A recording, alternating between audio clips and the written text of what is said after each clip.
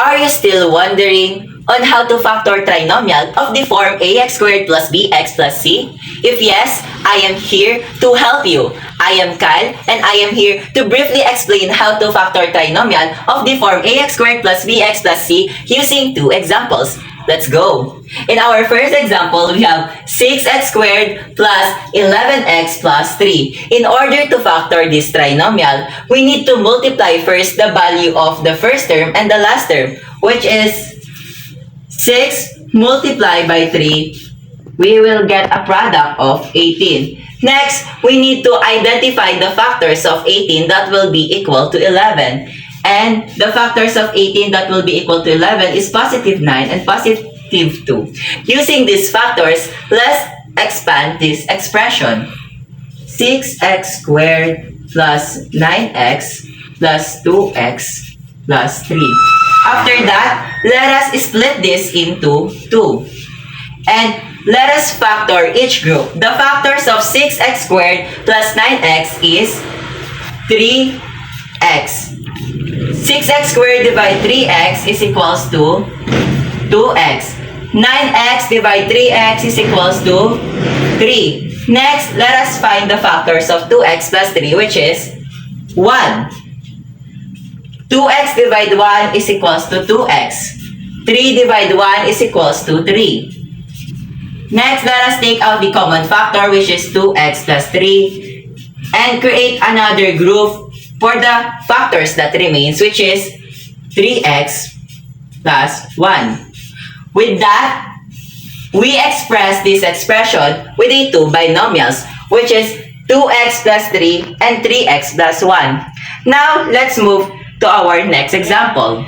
In order to factor this type of example, we need to substitute, or let's assume that y is equals to x plus 3. Next, the expression will become 2y squared minus 8y minus 24. Next, we need to take the common factors of this expression, which is 2. 2y squared divided by 2 is equals to y squared.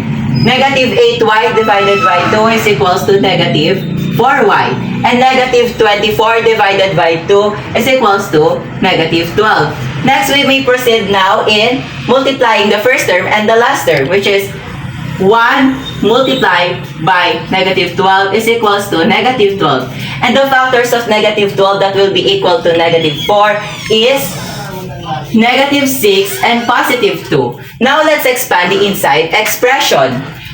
2 is equals to y squared minus 6y plus 2y minus 12. Next, let's group the inside expression. It will become 2y squared minus 6y and 2y minus 12. Next, let us factor this inside expression. The factors of y squared minus 6y is equals to y. Y squared divided y is equals to y. Negative 6y divided y is equals to negative 6. Next is the factors of 2y minus 12 is 2. 2 divided by 2y is equals to y. Negative 12 divided by 2y is equal to negative 6. Next, let us take out the common factors, which is 2y minus 6 and y minus 2. After that, let us substitute back the value of y, which is x plus 3. X plus 3 minus 6 and x plus 3 minus 2. Or plus 2. After that, let us simplify this. 2x 3 minus 6 is equals to negative 3 and 3 plus 2 is equals to positive 5. With that, we express this expression with the two binomials, which is x minus 3 and x plus 5, with the common factors of 2. I hope you learned something from me about factoring trinomials of the form ax squared plus bx plus c. Thank you for listening and goodbye!